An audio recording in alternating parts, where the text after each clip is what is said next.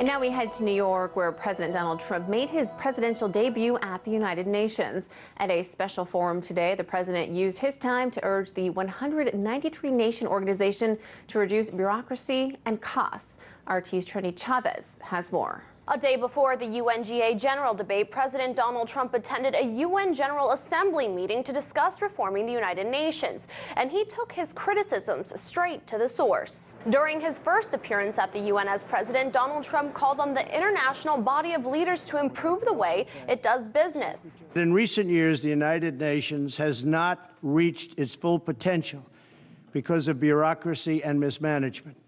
While the United Nations on a regular budget has increased by 140% and its staff has more than doubled since 2000, we are not seeing the results in line with this investment. Speaking for about 4 minutes, President Donald Trump also called on the world leaders to hold every level of management accountable and to focus on the results, not the process, and shared his views on how the UN can be better on development management, peace, and security. We seek a United Nations that regains the trust of the people around the world. In order to achieve this, the United Nations must hold every level of management accountable, protect whistleblowers, and focus on results rather than on process.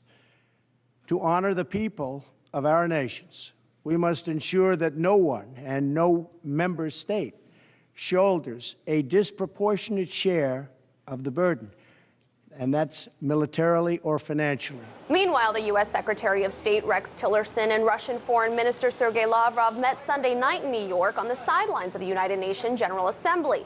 The meeting that was initiated by the U.S. lasted about 45 minutes. Among the issues discussed was the cooperation on the Syrian crisis, issues in the Middle East, and the agreement to bring peace to Ukraine.